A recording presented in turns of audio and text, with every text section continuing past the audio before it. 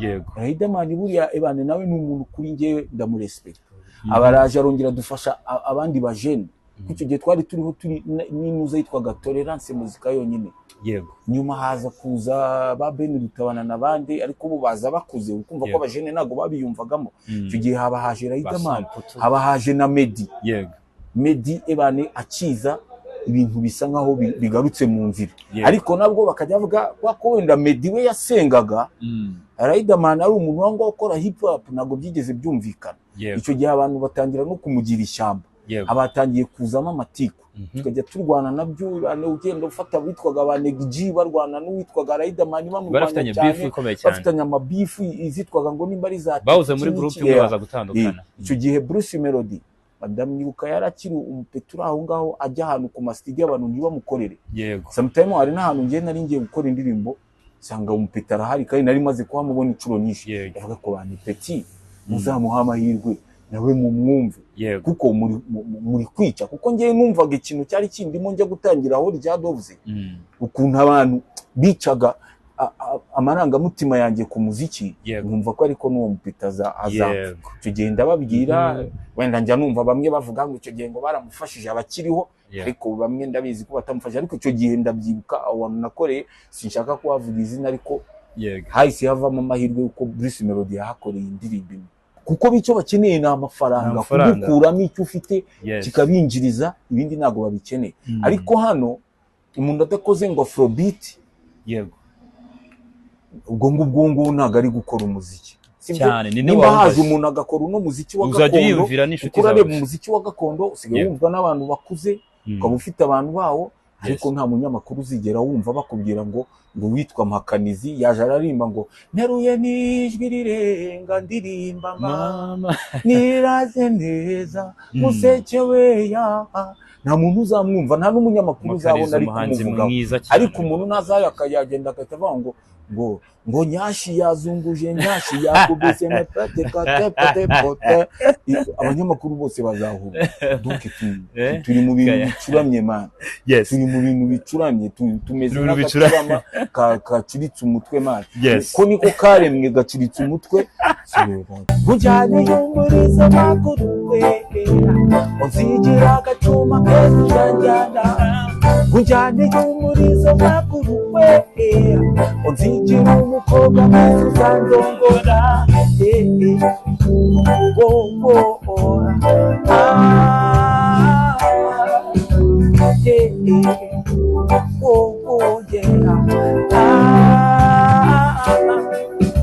Nuko magura komeza mu cyamba ry'amanyana makanya, yegeye imbere ahurana agacuma keza we. Abo kare ukanga mbese kamubwiye magura rekomereza muri ya cyamba.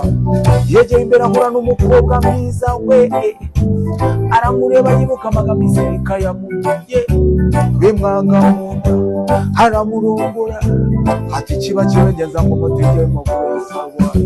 Bimwanga haramurongora ati kiba kibageza ngo mutige makurasa rwaya. Nuko baragenda bageze mu ishyamba rwagati, Magura agiye kubona n'umukobwa n'igitsirika we. Magura aribaza biramuyobera, Magura ashuba we biramuyobera. Nuko amukunda ageze nagurisha Maguru we, Maguru we, unjyane y'umurizo Maguru we. Onzigira inkoni nziza uzarora, sinakubwiye Maguru we. Nzigira agacuma keza uzanjyana, sinakubwiye Maguru we. Nzigira umukobwa mwiza uzandongoza.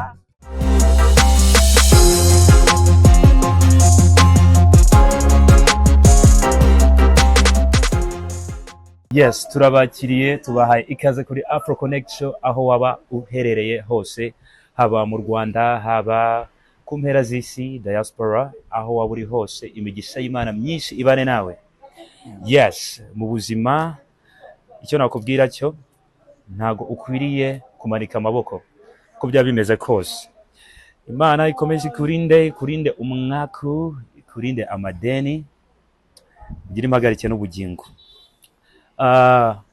Hambere ahangaha twigeze kugira itsinda rikomeye cyane rya reggae, amwe mu matsinda dutekereza ko yaduhaye reggae y'umwimerere, gusa nyine ntago twatindanye naryo kubw'impamvu zitandukanye. Twumvishe indirimbo yabaye hit cyane ariyo Maguru. Yes, uyu munsi turi kumwe na Ras Kayaga wari uhagarariye itsinda Jadops, ndetse itsinda ryakoze indirimbo Maguru yamenyekanye cyane. Turakwakiriye cyane Ras Kayaga. Murakoze cyane. Amakuru y'iminsi? Meze neza. Ninde wavuze ngo akabi ntaho kagera? Imboga mbe niziva mu nkono. Niziva mu nkono. Urahura komeye. Ya, ndakomeye, meze neza. Amasunzu yagiye hese? Ya, amasunzu biba biri na ngombwa ko umuntu ahindura look. Biba biri na ngombwa ko umuntu ahindura look, ukajya mu ugafata indi style. Ya, ugafata indi style. Abantu bafite imisatsi sinzi impamvu badakunda ko umusatsi waguma ufite shape imwe nubwo urabahindura, ariko amasunzu warayatindanye bitewe na kiriya gihe nk'aba rasta kugira ubundi dread byari bimeze nk'itegeko. Kubera iki wahisemo amasunzu ubundi? Ubundi umurasta ni umuntu ufite umuco. Yego. Ya, umurasta ni umuntu ufite umuco. Iyo babishyize mu Kinyarwanda, abari mu mutwe w'ingabo za gakondo. Ingabo za gakondo rero ni umutwe w'ingabo w'umwami, umwami Gihanga. We yari afite umutwe w'ingabo witwaga gakondo. Abarasita rero baba muri icyo gice, abantu bagomba kurinda iby'umuco cyangwa se iby'abantu baba baragezeho kugira ngo bitangirika, bitagira gute. So mu rwego rero rwo kugira ngo inyogosho yacu ya Kinyarwanda itangirika, je nashyizeho amasunzu kubera ko n'abantu barabitindaga. Byiza cyane. Ariko maze kubona hari abajene benshi bari gushyiraho amasunzu, bari kugira gute, ndongera mpindura look.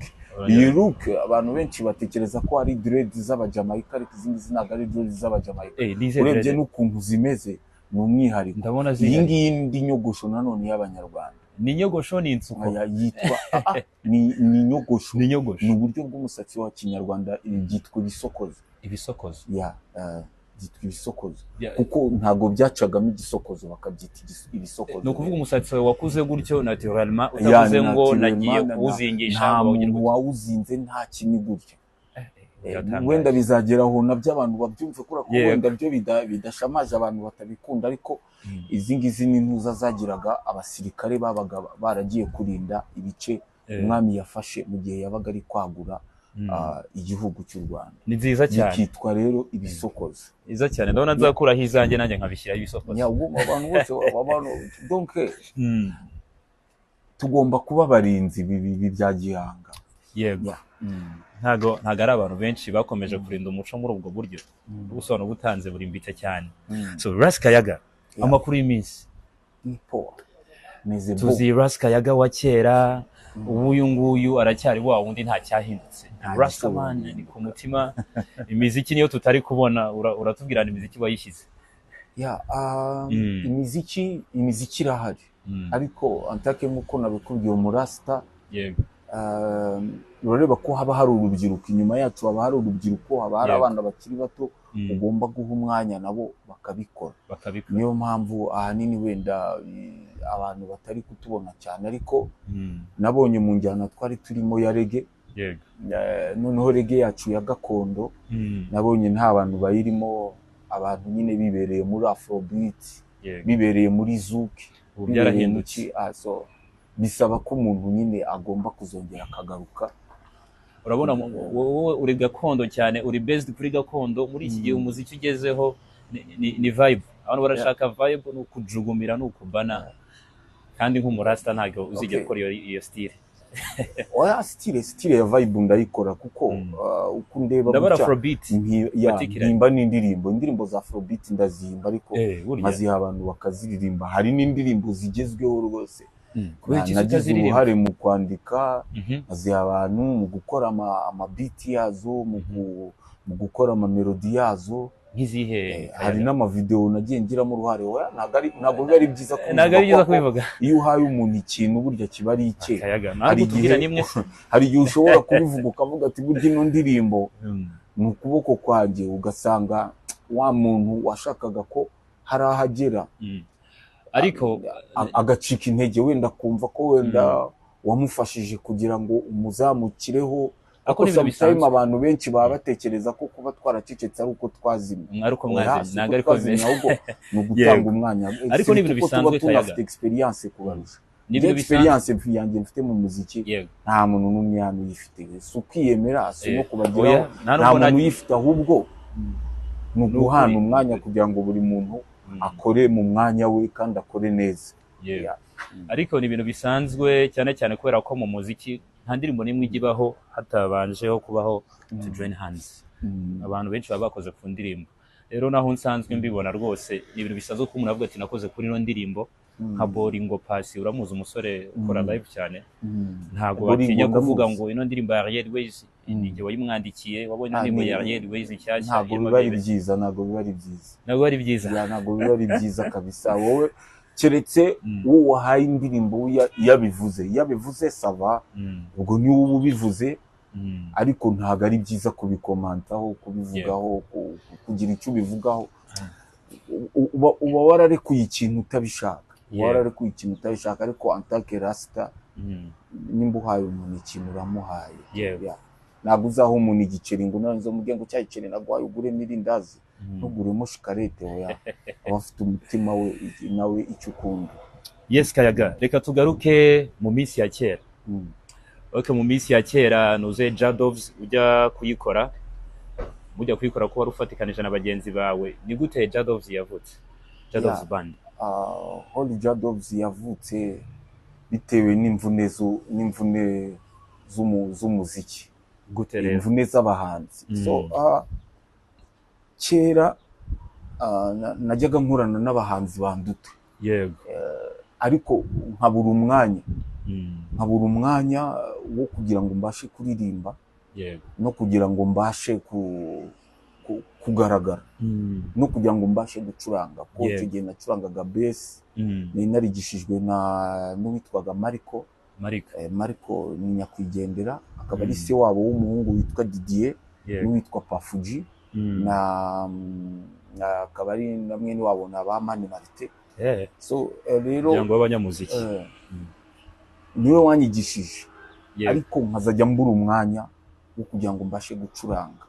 Kuko abantu bose icyo gihe barandutaga, kandi twebwe kera ukuntu twatozaga ko umukuru ugomba kumwubaha aho ari hose, ukamwubaha kugeza igihe akubwiye ati nawe nguhaye intebe icara uvuge.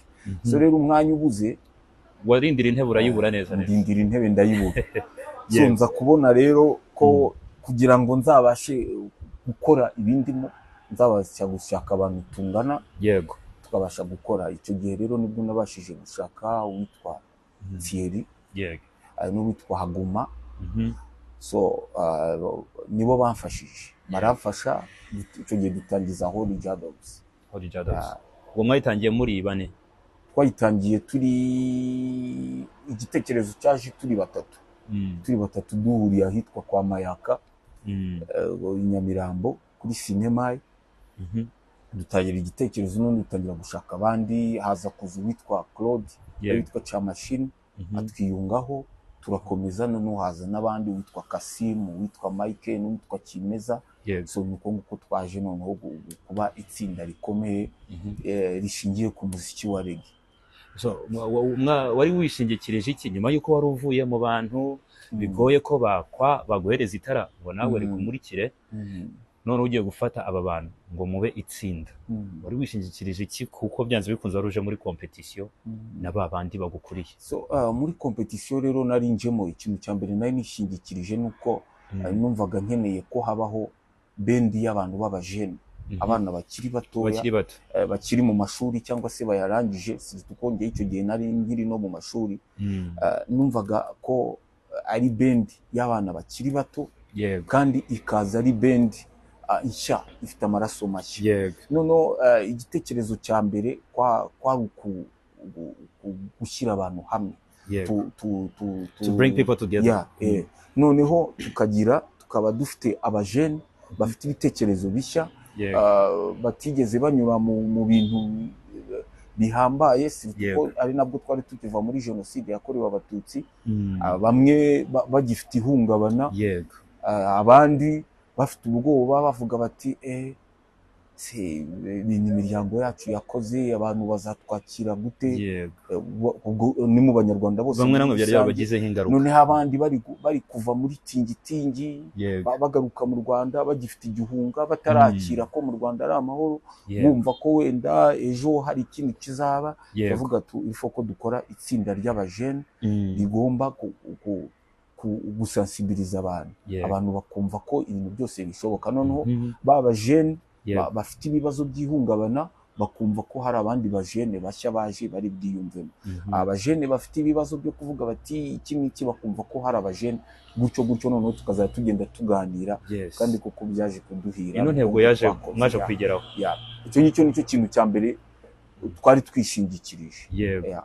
Intego mwaje kwigeraho se, kuko urumva mwasaga nk'abereka urubyiruko bati nta mpamvu yo guheranwa n'aya mateka n'ibihe bikomeye tuvuyemo, dushobora kurimba umuziki tugacuranga tukanezerwa tukabyina. Mwayigezeho. Intego twaje kuyigeraho kuko icya mbere twari dushingiye ku muco. Yego. Icya kabiri twari dushingiye ko urubyiruko cyane cyane rungana nkatwe rutagomba kwiyahura mu biyobyabwenge, kuko ndumva ko abantu twakoranaga kiriya gihe ntabwo bigeze babona umwanya wo kujya mu biyobyabwenge, kuko ahanini twabaga turi kumwe nabo. None icyo gihe twaje guhura n'umumama bita Mami Mariya Yohane, uriya waririmbye Intsinzi, nawe aradufasha cyane, ko yaradufashije cyane. Noneho bituma n'ikigo cya Maison des Jeunes icyo gihe cyari kiri kuvuka, noneho biradufasha cyane, tubona ahantu tuganirira n'urubyiruko. Noneho mu Rwanda hagenda havuka n'ibindi bigo byinshi bitewe na Minisiteri ya Siporo n'umuco, byose byari birimo. Noneho nabo baradufasha bashyiramo imbaraga. Noneho na leta icyo gihe RDF yari kiri APR ngira ngo RPA ngira ngo, so bagiye badufasha cyane, RPF yahoze yitwa RPA. RPA icyo gihe byaradufashije kugira ngo za nshingano zacu tuzigereho twifashishije umuco wacu wa Kinyarwanda. So Kayaga, urakoze kugaruka kuri Maison des Jeunes. Maison des Jeunes yaplayinze role ikomeye cyane muri uyu muziki wanyu, cyane cyane ko mwari mugitangira ibintu byose undi byasaga nkaho biri mu ntangiriro. Maison des Jeunes ni iki yabagejejeho, kuko musa nk'aho mwaturutse breakinga igihugu cyose kibamenye. Ndabizi mwagiriye amateka, ndagira ngo yadusangizeho. Maison des Jeunes, mpereye ku kibazo cya mbere ubajije, ikintu cya mbere yadufashije kuduha ibikoresho. Baduha ibikoresho by'umuziki. Ikindi baduha ahantu ho gukorera. Ikindi noneho badufasha noneho kubona rwa rubyiruko, kuko urubyiruko rwarazaga, noneho biba ngombwa ko buri cyumweru tuba tugomba kuba dufite igitaramo, cyangwa se dufite ibintu biduhuza n'urubyiruko. Noneho icyo gihe haza n'urundi rubyiruko rwinshi, abitwaga Heza, abitwaga Esperance, abitwaga iki. Noneho ibintu bihuza urubyiruko biba byinshi, bikaba ngombwa ko buri cyumweru duhura n'urubyiruko turusensibiliza turugera. Ibyo Maison des Jeunes yaradufashije, ndetse na Goethe Institute y'Abadage, na GIZ na GTZ. Hatangiye kuzamo n'ama ONG. Hatangira kuzamo n'ama ONG, hazamo za UNICEF, hazamo za UNESCO, baradufasha. Icyo gihe ibintu bitangira kugenda neza. Noneho na Minisiteri, kuko Minisiteri niyo yari yaratanze hariya hantu, kiriya kigo twakoreragamo cyari cya Minisiteri, nayo baradufashije cyane. Duva mwarabonye full support. So Kayaga, kubera ikirege kubera ikirege ariyo style yonyine mwafashe mu kiyaga? Impamvu twahisemo reggae nuko ikintu cya mbere nuko reggae abantu bayifata nk'iy'abantu babanywa ibiyobyabwenge, banywa tabi, ganja. Yes, kuko abantu baranabitwitiriraga, kandi kugeza na n'ubu ngubu hari ababinyitirira, ariko buryo umuntu utarakumenya agufata uko ashatse, ariko wowe ikikurimo ubukizi. Niyo mpamvu twahisemo reggae. Ikindi noneho reggae irenga imipaka, kubera ko icyo gihe dutangira Holy Jadovs mu Burundi hari intambara. Icyo gihe mu Rwanda intambara y'abacengezi yari imaze kurangira, yari irangiye. Ariko muri Kongo hari intambara, mu Burundi hari intambara, mu Bugande ujya kumva ngo ba Joseph Kony n'ibiki bagize, muri Somalia hari intambara. Ndatekereza ahantu wenda hari amahoro ni muri Tanzania na Kenya no mu Rwanda, bisa nkaho byari bicogoyeho na Uganda, na Uganda mu gace. Ariko Uganda nabyo byabaga bimeze neza, bimeze ukuntu ko bari ba Joseph Kony bari bagifite ukuntu bahungabanyamo umutekano. Icyo gihe rero turavuga reggae niyo yonyine ishobora kwambuka umupaka. Reggae niyo yonyine ishobora kwambuka umupaka ikagera kure. Reka dukoreshe reggae kugira ngo tuzafashe n'abandi. Ibyo rero byaradufashije cyane, kubera ko hari n'abantu bahoze mu gisirikare by'inyeshyamba muri Kongo twafashije muri projet yitwaga Arc-en-Ciel. Twarabafashije icyo gihe babasha kuva mu mitwe yitwaje intwaro, basubizwa mu buzima busanzwe, tubifashijwemo na Minispoc ndetse na Minisiteri y'Ingabo. Icyo gihe kwako Kabarebe yakoranaga nabo cyane, hari ukuntu bagendaga badukonekita n'abantu bakadufasha. Icyo gihe bamara no kuva muri izo bakaza mu Rwanda, tukabereka uko dukora, tukabereka uko umuntu ashobora gutera imbere muri ya maproje yabaga ari muri Maison des Jeunes. Icyo gihe dufashwe na Esperance na DID na Ministeri na RDF. Icyo gihe byari bimaze guhinduka, bimaze kuba RDF, noneho tukabafasha bakaza mu Rwanda bagakora amahugurwa, bagasubira iwabo muri Kongo bakajya gufasha n'abandi ba jeune. Nuko mwaragize impact cyane kabisa. Big up on yourself. So reka twihute. Ibi birabaye, Jadov's Band ifashe igihugu rwose, bitari mu buryo bwo gutwika nk'ibyo tubona muri no minsi. Oya, byo ntabwo by'impactinze, si n'urubyiruko gusanga n'uba mwarimpactinze igihugu cyose, kandi noneho mu buryo bwiza bwo gutuma bagarura ubuyanja, kuko ni ukwidagadura umuziki. So hageze igihe ubuzima bubaye neza. Ndabyibuka wari ufite imodoka, usigaye umeze neza, tujya twumva Ras Kayaga yagiye. Ni iki cyatumye uva aha hantu wari umaze gukora amateka, ndetse n'ubuzima bwaho utari bugize icyo bugutwaye, ko no mu bantu bameze neza? Narabyibishora bivuze winjizaga amafaranga agera mu 400 no kuzamura ufite imodoka 400 byo muri 2004 2005, era amafaranga menshi cyane. So niki cyatumye, ngira ngo nigeze no kumva nabijyaho inama, niki cyatumye wikura muri ubususuruke ukambuka ukajya hakurya utanagire amateka meza? Turaza kugarukaho mu buryo buri brief.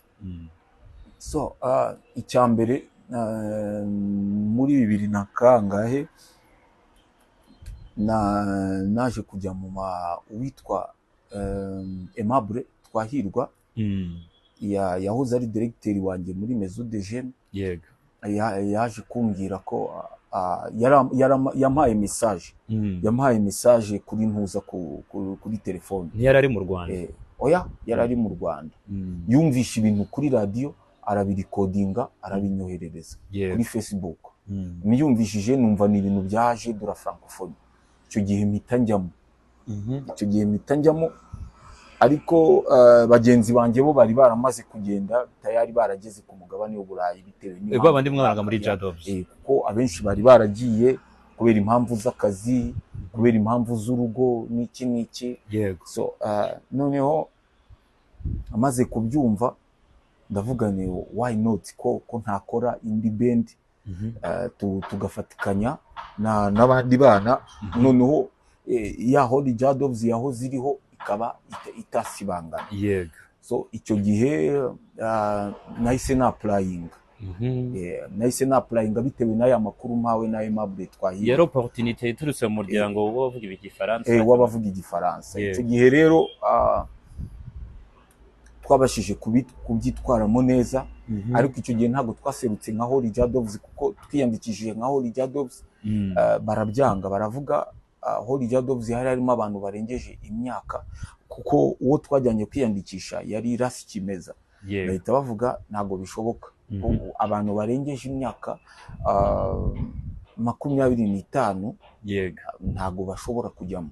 Icyo gihe rero Kimeza yari afite imyaka iri hejuru y'aho ngaho. itegeko ry'imyaka bavuze yaramugonga. imyaka 30.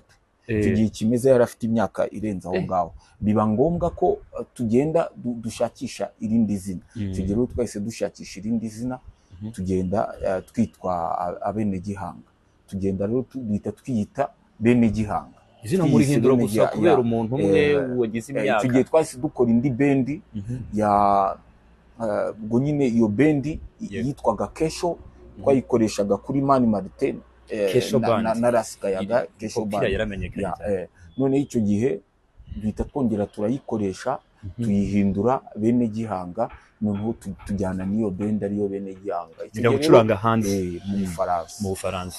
Icyo gihe twagiriyeyo success nyinshi, yego, twacuranze imbere y'abaperezida hafi ya bose, imbere y'abaperezida 20 tubasha gucurangana nabo, tuganira nabo, tugira gute, bitwagura muri mind. Hari mu gikorwa n'abana byari nyine ibyo byaje dura francophonie, ibihugu bivuga igifaransa byose ku isi byakoranye. Icyo gihe mbasha kubona amahirwe yo kujya kwiga ibigendanye n'umuziki, wese ubona scholarship, njya kwiga arts. Icyo gihe rero nyuma yaho naragarutse ko twaragiye ndagaruka, nyuma yaho nza gusubirayo ngiye kwiga, ndongera ndagaruka. Nyuma yaho rero nanjye nza kugira urugo, ngenda noneho ngiye mu rugo gukomeza urugo, kuko icyo gihe nari maze kwibaruka umwana w'imfura. Noneho biba ngombwa ko njya kubana n'umuryango kugira ngo mbashe kuwitaho. Nuko rero navuye hano, naho ubundi nta kintu cyari. Umuryango wubakiye hano cyangwa wubakiye hakurya? Umuryango twabanje kubana hano ko madamu ni umunyaburayi, twabanje kubana hano nka nyuma y'imyaka 5, ko nibyo byose nabikoraga turi kumwe, ibyo byo kujya muri Jeux de la Francophonie yari ari hano, twarakoranaga, donc yari umujyanama wanjye umeze neza. So rero icyo gihe nyuma nibwo twafashe decision yo kwimuka, tubifashijwemo n'inshuti yanjye yitwa Kasim, twamucuranganaga muri Holy Doves. Icyo gihe rero nibwo twabashije kwimuka, twimukira mu Burayi, ubuzima bukomeza gutyo. Yes. Kayaga, uri umwe mu bantu bafite amateka ndetse n'inama ikomeye cyane ku bantu bava muri Afurika, mu bihugu byo muri Afurika, kubera ngo bikennye n'iki, bagiye bagasuhukira mu bindi bihugu. Amateka adasanzwe rwose. Icyo no gukundira umurasta, ntabwo wigeze holdinga back ngo wange gusharinga experience wagire hariya hantu. Uyu musheri tubwira mwimukanye hariya, numwe mu bantu bagusigiye noze memoire. So ndagira ngo utubwireho gatoya, nyuma yo kugera hariya, ese nihe byaje guhindukirira udubi? Okay. Reka mbivugeho utaragera kure. Yego. Uko abanyamakuru baba bafite ukuntu kwabo, babaza n'ukuntu kwabo bateguye ibintu, bisaba gutega ataragera kure. So turi kwigana nta mutego nshaka kuvuga ngo ndabizi ntago wawutega, kandi nubwo wawutega burya wawusota cyangwa ukanga no kugeraho. Indirimbo najyaga ndirimba nkavuga ngo iyo uteze umutego inyoni yakubonye, umutego ntacyo ukimaze. So rero musheri wanjye, umukunzi wanjye, navuga ko ni umukunzi wanjye w'ibihe byose, kuko ntazancikira, ntaho nzamucikira, kuko twamaze kubyarana. So uko byagenda kose makazi. So rero ariko buriya mu buzima busanzwe, nawe nta byapfuye. Mu buzima busanzwe hari ukuntu abantu babaho ntibumvikana, bitewe n'abantu, kandi abanyamahanga, abanyaburayi, hari ukuntu imico yacu abanyafurika batajya babasha kuyakira, cyane cyane imico yo kubeshya. So rero iyo ukoze urugo hakazamo ibintu bya jalousie, kongera ngo wenda ubu ngubu abanyarwanda nibwo bagiye gutangira gusobanukirwa ibintu byitwa jalousie. Ibi bintu bya Yago, bizamo abandi bagenzi be basanzwe bakorana. Yego. Cyangwa se nawe uko abyitwaramo ntawamenya ukuri kuri hagati, yagashobora kuba ari mukuri, abandi bashobora kuba bari mukuri, bashobora kuba bari mu ishyari, cyangwa se washobora kuba ari mu ishyari gahorana ari babiri ngo bayigiza jalousie. So biriya ku bantu bazi ubwenge bahita babona ikintu kirimo. Ni ryatangazamakuru nyine, ni ryatangazamakuru ryamaze kuba icyugi kirangaye buri wese ari kujugunyamo umwanda we. So ubwo Satani yakarazemo umurizo rero nabo bagomba kwisubiramo. So rero ibyo ngibyo bitewe nuko ngarutse ku kibazo cyanjye, abanyaburayi ntabwo bazi ibintu byo kubeshyanya. Bo babeshya ikintu kibafitiye. Nimba bavuze bati mu Rwanda hari zahabu, kandi abanyarwanda ntago bazi agaciro ka zahabu. So tugiye kubabeshya, tubashikisha utuntu duke, twe twitwarire zahabu ko n'ubundi nta kintu bazayimarisha. Ntago bazi zahabu, nubwo bayimenya nta kintu bazayimarisha. Ntago bafite ibyuma biyitunganya, ntago bazi kugira gute, nta n'ubushake bafite. Bo rero babeshya ibyo ngibyo. Ariko ibintu byo kuza njyewe nawe tukabeshyanya, abantu bakakugirira jalousie bakaza kubeshya, ibyo ngibyo rero nibyo byavuyemo ko tutumvikana. Tubashe kutumvikana, turatandukana nyine kubera ko abantu iyo batumvikanye, aho kugira ngo babane batumvikana, baratandukana bakajya gusubiza ubwenge ku gihe, inshallah bakazasubirana ntawamenya. So nuko nguko rero byagenze. Gusa mu kiganiro nabonye watanze Kayaga, ntago ikibazo cyabaye icyawe hagati n'umugore, watangaje ko byatewe na famiye cyane. Reka abanyarwanda bamenye, kuko wenda niba nabizi. Iyo mvuga famiye ntago mba ndi kuvuga famiye yanjye mvukamo, ahubwo mba ndi kuvuga ko abanyarwanda muri rusange turi famiye imwe. Wenda nubwo twisanga tudafite igisokuruza kimwe, ariko dukomoka ahantu hamwe. So iba ari famiye rero, nibyo ngibyo mba ndi kuvuga. Ariko bitabujije ko wenda ko no muri famiye yanjye hashobora kubamo abantu ashobora gutanga amakuru, ugasanga nk'umuntu aricaye aribaje, ariko ubundi kubera iki uyu muntu n'uyu? Kuko ndabyibuka hari igihe yigeze kumbaza, se umuvandimwe wawe yakubeshyera? Ndavuga oya, ntabwo yambeshyera. Si tunumva ko nta mpamvu zo kugorana. Biba uko byakabaye, uko utabihagarika. Ntabwo wabihagarika. So hari Kayaga uvuye mu Rwanda afite imodoka nziza cyane rwose, harya ni BMW. Ni BMW. Niyo modoka yanjye nkunda kurusha izindi. Nkunda BMW kurusha ibintu byose. Ukuvuga wakugenda n'ikamyo ya Shackman. Ndayibona. Ubu bagukoresheje tuwa kuri nuze ku ruganda rwa BMW, it's a dream come true. Nabyo bintu biba mu nzozi zawe. Jewe iyo ngeze mu Burayi, njya gusura amamodoka mashya ya BMW, ajya gusura amamodoka ya Shackman. Nje ndayikunda kabisa. None ntago ari byo umuntu yigira, ndabikunda kuko niyo modoka ya mbere natunze mu buzima.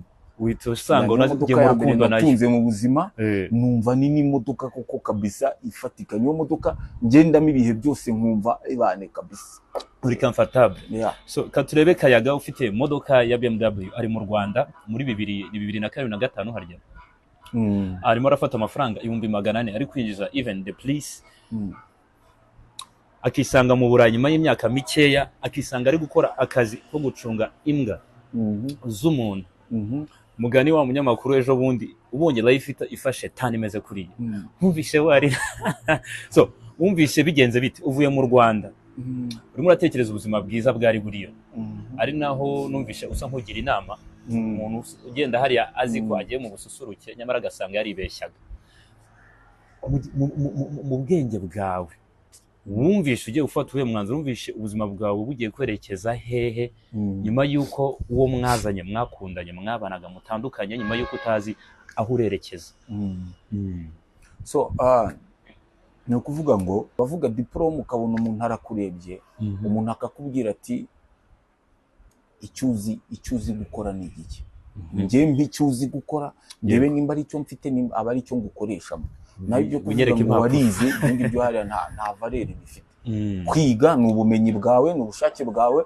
Ubwo ibyo wize bizagira agaciro aho wabyigiye, ariko hariya nta gaciro bifite. icyo gihe rero nibwo narebye ndavuga nti ubu agaciro gasigaye n'ubundi nk'umuntu wizanye, yego, agaciro gasigaye ni ifaranga, gukora igishoboka cyose, ifaranga ntabwo ndi bubashe kubaho, kuko ubuzima bwa hariya ni ifaranga, yego, kuko n'ubundi nari maze kubibona, nari maze kujyayo inshuro nyinshi, maze kubibona, ari nabwo naje ngahita mpimba ya ndirimbo ngo i Kigali nivuga ngo navuye iwacu nerekeza mu murwa, nari nzi yuko nzahita mbona akazi, kumbe yari true story, amafaranga nkaba umuherwe, maze ngatunganirwa, nkasubira iwacu maze nkagura inka, nkagura isambu, nkagura umunani wanjye, nkubaka n'urugo ngashaka umugore, kuba ingaragu nkabisezeraho. Nuvuga ngo ibyo nari maze kubona abantu babagamo hariya, kuko nagiye kubayo atari bwa mbere ngiyeyo, byari nk'inshuro ya 5 cyangwa ya kangahe sinibuka neza. So rero nibwo nyine nahise ndeba ndavuga ni okay, bya bindi naririmbaga ngiye kubikorera ahasasa. Indirimbo wayihimbye mbere yuko ugira ino experience? Nayihimbye mbere yuko njya hariya, ariko nari maze kugira experience, warimo wihanuriraho nyabo.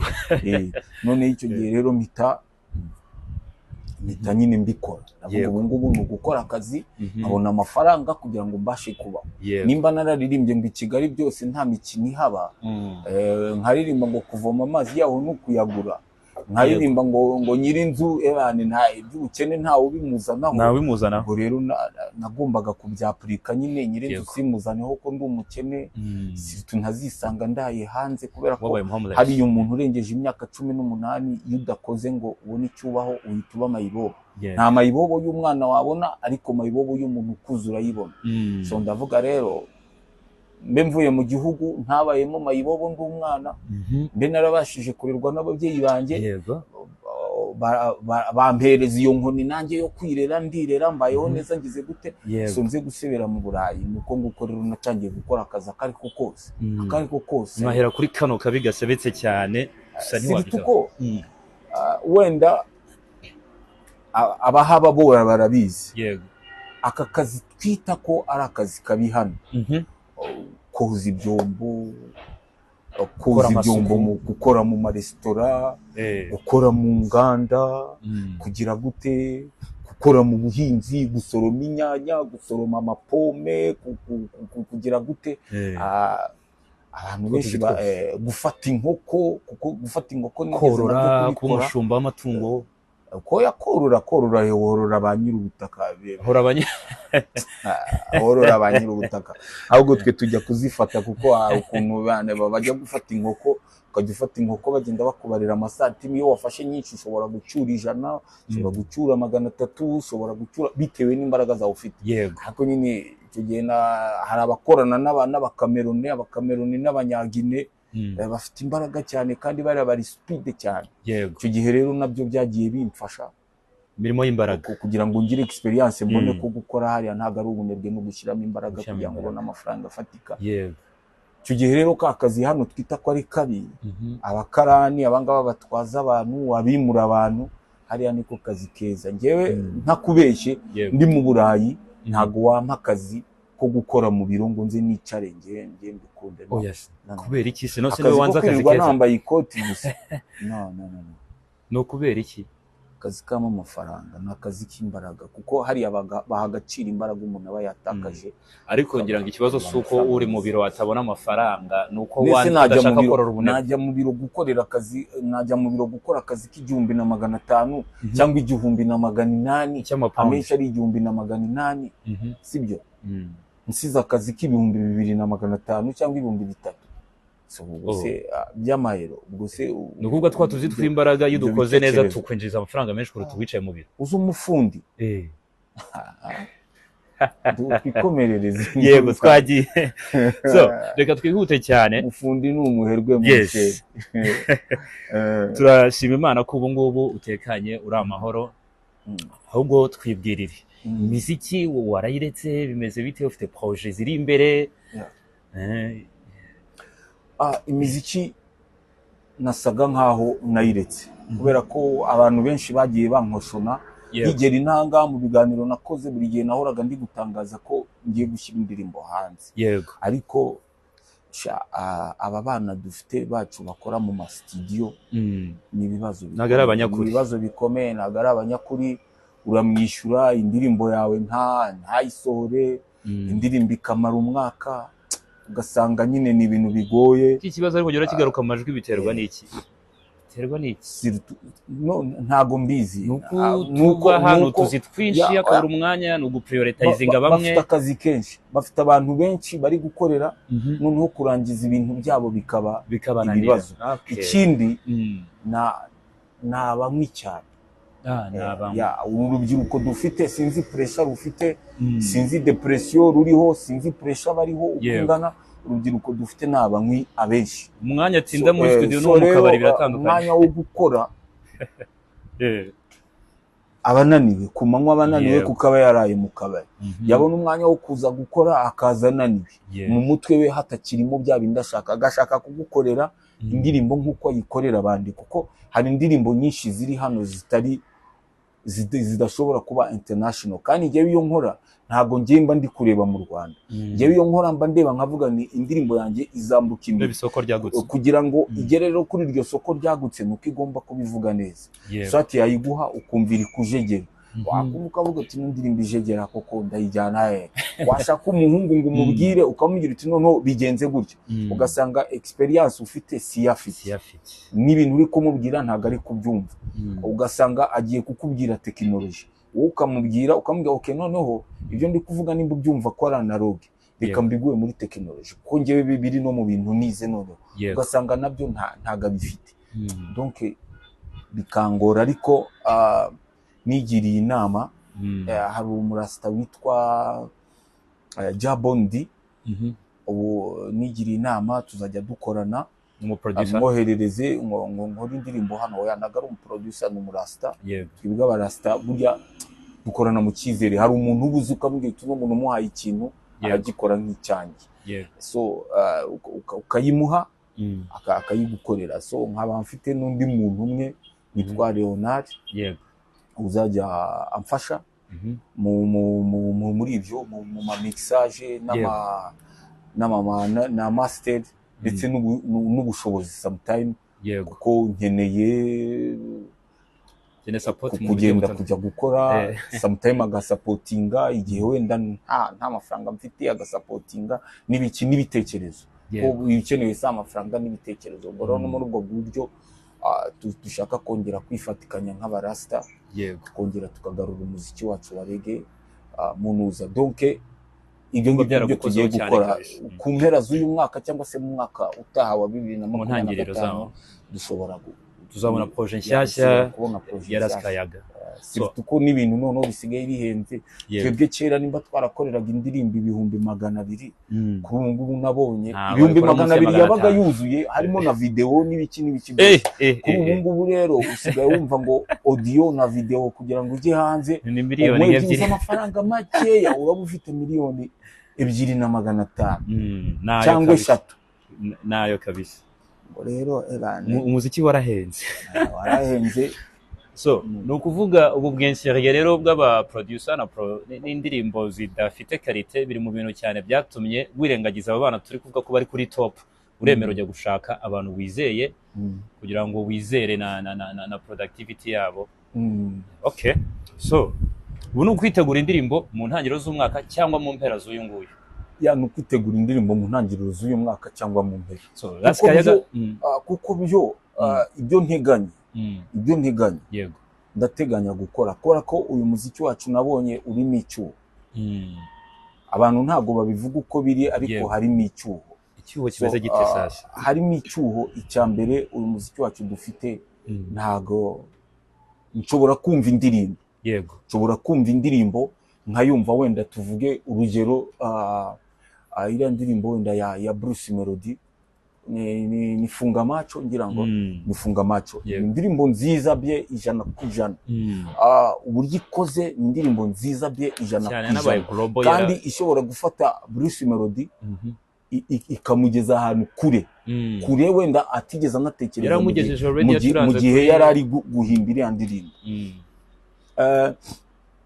yaramugejeje ariko yacuranze muri America kuri show iri very big, ariko ushobora kumugeza n'ahandi noneho wareba ko umuziki wo muri Afrika kuri ubu ngubu niwo uri kugenda udomina isi kuko abaririmbyi bo muri Afrika bari kuzamuka cyane kurusha ahandi siritu ko ahandi imiziki isa nkaho yabashiranye nabo bari kuza kwiba muri Afrika bakagenda bo bakabidevelopa ariko bivuze ko mu myaka nk'itanu iri imbere cyangwa 10 bazongera batumene badusubize hasi kuko bari kuza kutwiba bajya kubidevelopa rero wareba ugasanga hano cya cyuho gihari nuko performance ngewe nimba numvishije Funga Macho byanze bikunze ahantu hose Bruce Melody azavuga ngo ubundi ngewe nkurikije experience bano bantu bafite mu muziki sinjya njya muri concert singiye kubeshya atazagira umuntu uvuga ngo nanze ngo wenda kujya muri concert ye ngo haranumiye nanga kujyamo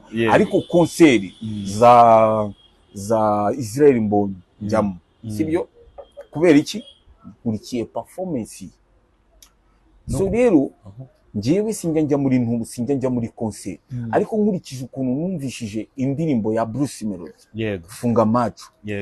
Funga Macho niyo numvishije hamwe na Catherine ibyo ngibyo byangaruriye icyizere muri Bruce Melody ariko ahandi hantu ntegereje ni kuzamwumva muri performance ye ari kunkubitira za ndirimbo rwose ahantu performance uvuga ni live performance okay nuvuga ngo Bruce Melody nambwira ngo ariko Bruce Melody ni mwiza kuri live ngiye gukora buriya ngiye nakubwiye ngo mfite experience yanjye yego sibyo mfite experience yanjye ngiye ndashaka kuzamwirebera ntabwo nshaka umuntu umumbwira kandi utajya ujya mu bitaramo hoya icya Melody cyo nzajyamo uzakijyamo kuko numvishije Katerina ndaceceka kigiye nta nubwo nari ndi hano isoka ko ndatekereza yasohotse muri covid ngira ngo sibyo ntago nari ndi hano naje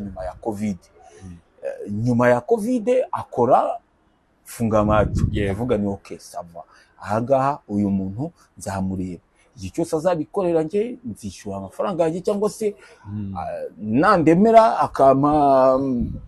akama invitation nzagenda nzanamushimira ariko icyo gihe nge ntago nzaba ngiye ngo muri byahiye byayo nijya no vano ngo uzagiye muri observation nzaba mfite ibyo ngiye kureba kugira ngo ndebe ko cyacyuho koko gihari cyangwa se ndebe ko ibyo nibwira ariko bimeze kuko icyambere hano njya mbibona hari igihe njya nkora ubungubu njya nkora mu bintu by'amasound sometime rimwe na rimwe hari igihe njya nkorana n'abantu ariko ukabona nk'abamizisi abacuranzi baje n'abacuranzi beza urabumva kuri ku ma audio yabo muri studio urabumva ukumva vibe zirimo ariko wagera kuri nuzu ukumva ni bruit sinzi n'ubusobanuro urusaku kumva n'urusaku so icyo gihe cyuhita ukora utugenda ukajya inyuma ya stage ukicara nimba ufite ikawa ukinywera ukavuga ati amatwi yanjye ntago agiye gupfa ugashyiramo headphone ukicara kuko ni bruit erega ni wabarenganya rero niyo mpamvu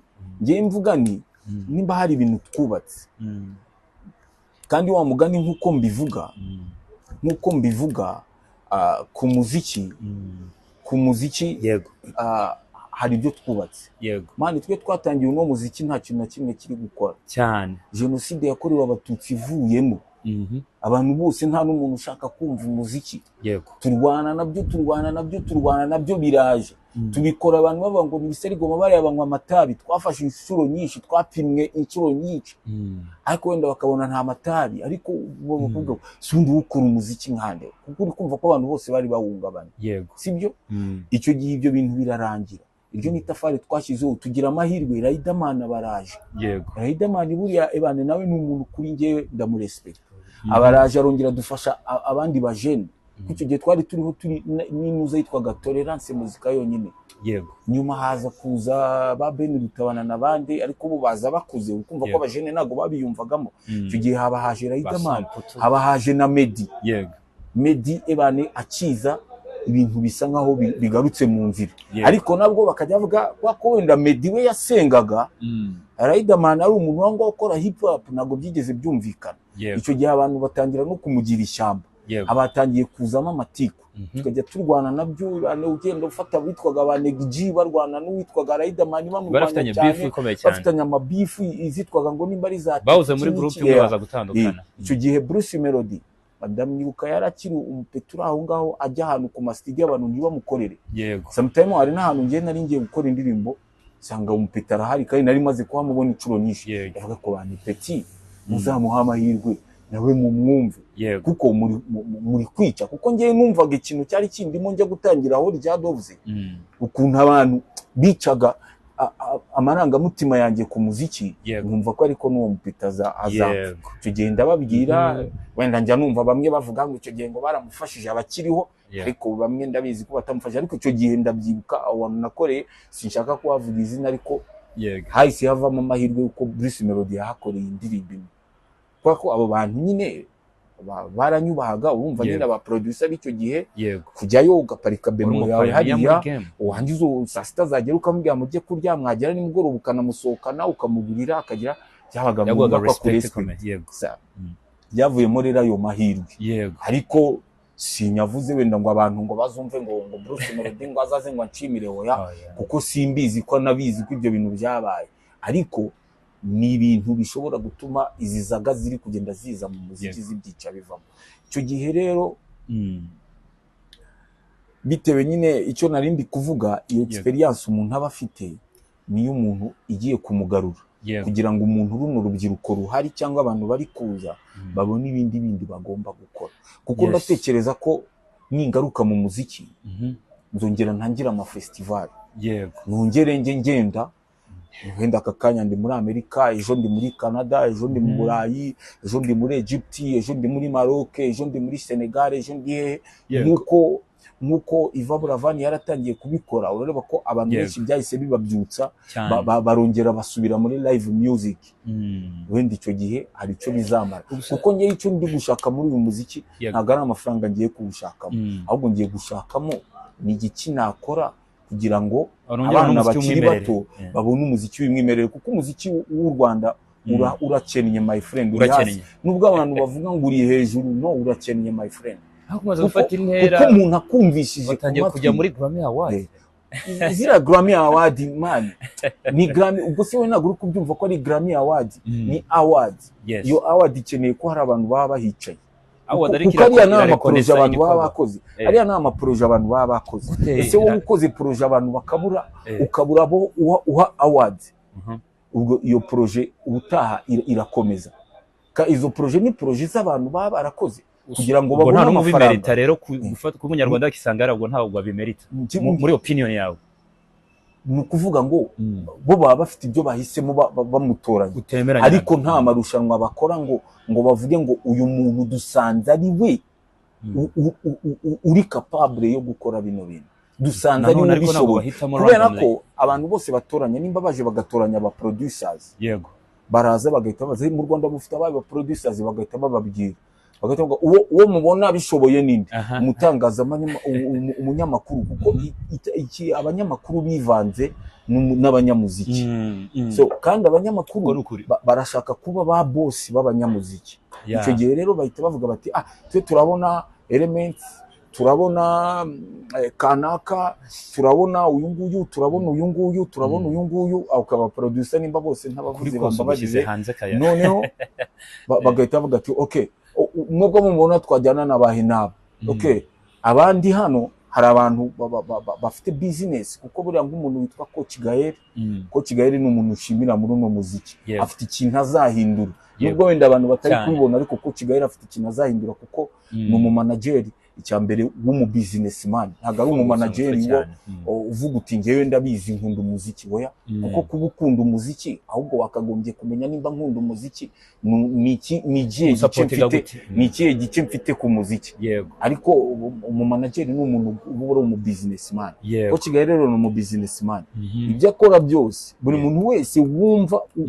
ukora umuziki abimenye ko kigali ibintu ari gukora ni true ni kuri oya nagafatiye runini kuri izi saha ariko afite abantu azakangura none babanakanguye bakazamo bamara kuzamo inyungu zikagera ku bahanzi si turi no rubyiruko ruri kuza rushya cyane sibyo wenda twebwe nibashaka bazatureke ariko uru rubyiruko barufashe ko twe nitwo dukeneye ko batera imbere ko twe twabikoze n'amafaranga tubona ariko ababana nibabonemo amafaranga ko twe twarihinze kugira ngo tubone amafaranga ariko runo rubyiruko rutabonye amafaranga ndanatekereza ko bitewe na pressure bafite ubona inzoga banywa ukuntu ari nyinshi ntabwo babona ubwenge butekereza babwe batereka duhindure tujye muri ibi dushaka amafaranga ariko amafaranga bazayabone mu byo barimo icyo gihe rero ibyo bintu nibyo bintu biri gufasha uno muziki kugira ngo ugende ugire njye mbasha no kubishimira abari kuzanamo ubwenge bwabo abo ba Coach Gael n'abandi bose babiri inyuma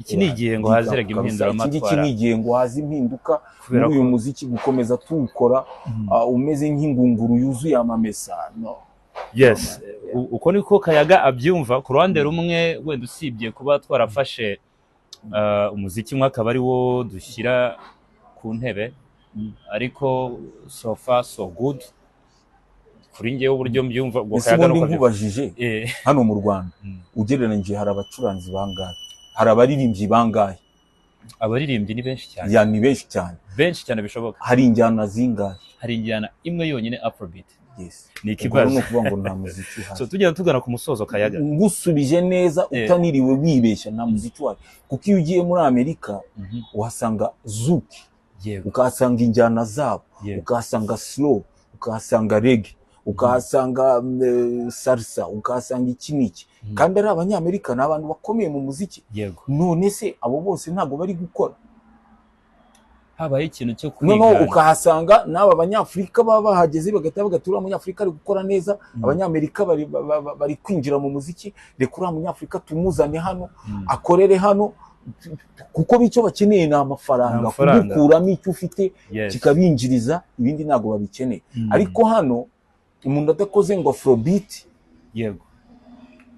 ubwo ngubwo ntago ari gukora umuziki cyane niba haje umuntu agakora uno muziki wa gakondo ukora reba umuziki wa gakondo usigaye wumva n'abantu bakuze ukaba ufite abantu bawo ariko nta munyamakuru uzigera wumva bakubwira ngo witwa Mpakanizi yaje ararimba ngo nteruye n'ijwi rirenga ndirimba mama niraze neza museke weya nta muntu uzamwumva nta n'umunyamakuru uzabona ari kumuvuga ariko umuntu nazayo akayagenda agahita avuga ngo nyashi yazunguje nyashi yakubise mepete kate pote abanyamakuru bose bazahura duke turi mu bintu bicuramye man turi mu bintu bicuramye tumeze nk'agacurama kacuritse umutwe man ko niko karemwe gacuritse umutwe twe twacuritse umutwe atari ko twaremwe tunagana ku musozo ndumva no kuzakora ikiganiro kinini cyane twagana kuri uyu muziki ndetse na majors zikeneye gufatwa tugira tugana ku musozo ndagira ngo buri munyarwanda utaruherutse Kayaga ndetse n'umunyarwanda ukumbuye kukubona muri action ugire ijambo umugenera ndetse unagenere aba bana bose twavugaga mu muziki no yabi statement y'umurongo umwe ikintu ukeneye gukorwa nyuma yuko tugutegereje nguze utugarure wa muziki mwiza wa reggae ndetse tunarebe uburyo ugiye guhindura game kandi rwose mbikwitezeho ndabizi urukundo rwa kera abanyarwanda bagukundaga nta hantu rwigeze rujya no kuvuga ngo njyewe ikintu cya mbere nabwira umunyarwanda nuko tuva muri izi zaga ziri hanze cyane cyane iziri mu byo bita showbiz itangazamakuru izo zaga nituzivemo dutangire twige ko ikitadufitiye akamaro nta mpamvu nitwicara tukumva ngo kana kabashwanye ibyo ntago bidufitiye akamaro tubyihorere noneho twite ku muziki twite ku muziki noneho tuvuge umuziki wacu wa kinyarwanda abanyarwanda nituwusapotinga turaba turi gusapotinga abana bacu kandi njyewe nimba njyewe nkora umuziki ejo umwana wawe niwe ushobora gukora umuziki ejo umwana wawe niwe ushobora kwisanga muri sinema ejo umwana wawe niwe ushobora kwisanga mu kintu icyo ari cyo cyose kijyanye n'ubuhanzi n'ubunyabugeni so rero abanyarwanda batangire basapotinga so swati babona umuntu ufite channel bagiho bamukandire bagiho bamurebere kugira ngo yuzuze amasaha yuzuze baba subscribes batuma abona amafaranga abana bacu batangire babona amafaranga bagabanye kure muziki yo hanze bareba abanyarwanda uko abona amafaranga akiri muto bituma muri we hajyamo ko agomba gukorera amafaranga wa muco wo gukorana rwa rukundo rwo gukora rugatangirana nawe Okay. Ariko utangiye gukora ufite imyaka 30 40 ntabwo amafaranga uzayabona, nta nubwo umuco wo gukunda amafaranga uzawugira. Icyo gihe uzajya ubona amafaranga wikemurira ibibazo, kuko ku myaka 30 uzaba umaze kugira ibibazo byinshi bidafite n'iherezo. Tugira abanyarwanda babikunde, siritu bakunde imiziki ifite ikivuze, yego, lyrics nziza nzima zifite aho ziberekeza, umuziki mwiza atari ibingibi by'ibipapirano, ahubwo umuntu wahimbye koko tumusapotinge, ibyo bintu bye tunabiha agaciro. Icyo nicyo kintu navuga kuri uyu muziki wacu no ku banyarwanda, nicyo kintu nababwira. Ikindi wenda ni ingaruka, bazagerageze banyumve, bambwire bati wenda hano uzahindure gutya, cyangwa se uzagire gutya, cyangwa se uzabigenze gutya, cyangwa se uzabigire gutya, kugira ngo nanjye bimfashe, ko ndatekereza ko nanjye ntabwo mfite ibitekerezo byihagije, n'abandi bantu bakeneye kumpa ibitekerezo kugira ngo mbashe kwihaza muri ibyo bikorwa. Yes, Kayaga, ntago wanshika tutagize gutya, ntago bibaho. Iyi ndirimbo iri very iconic, usibye nawe nanjye ubwanjye ndayiririmba rwose. Sinzi, ari indirimbo buriya zimwe zitazasaza. Iyi ni Maguru, ndaza gukora mu murya, ariko ijwi ryaba ari iryawe. Maguru mwakunze, Kayaga agiye kwiturimbira live, tunasoza tumushimira kubw'umwanya wiwe.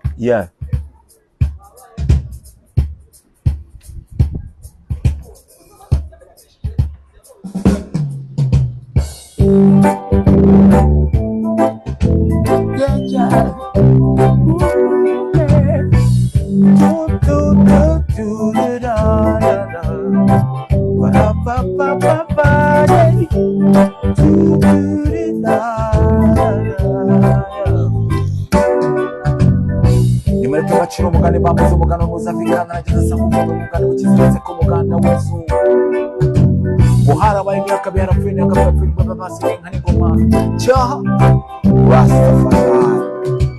Maguru we yahigaga imbogo n'izibika n'ishyamba ry'amanyana maganya we, umusuma aza kujya kwiga mu ijoro n'izibikanye, asanga izibikanye ryamye maze yicumurizo we, uko izibika zishiduka Maguru yiruka, zimwirukaho maze Maguru arazisiga we, nuko izibika kirumuriza namugisha Maguru, nubwo njyana umurezo rwose Maguru we, Maguru we, Maguru we, Maguru we, Maguru we, njyani umurizo Maguru we, unzigiri inkoni nziza uzarona, njyani umurizo Maguru we, unzigira agacuma keza uzanjyana, njyani umurizo Maguru we, unzigira umukobwa mwiza uzandongora,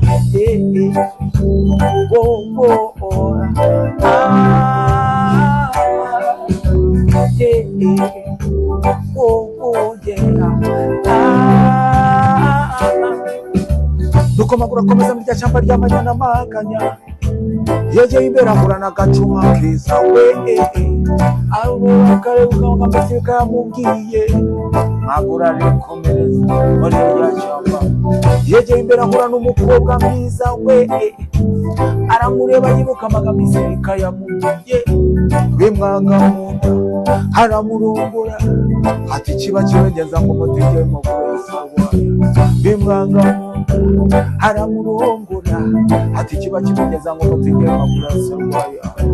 Nuko baragenda bageze mu ishyamba rwagati, Maguru agiye kubona n'umukobwa n'igizirika we, Maguru aribaza biramuyobera, Maguru ashuba we biramuyobera, nuko amukunda ugageze nakugesha Maguru we, Maguru we, unjyane umurizo Maguru we, unzigira inkoni nziza uzarora, sinakubwiye Maguru we, nzigira agacuma keza uzanjyana, sinakubwiye Maguru we, unzigira umukobwa mwiza uzandongoza, singe wahera ahera Maguru n'isirika.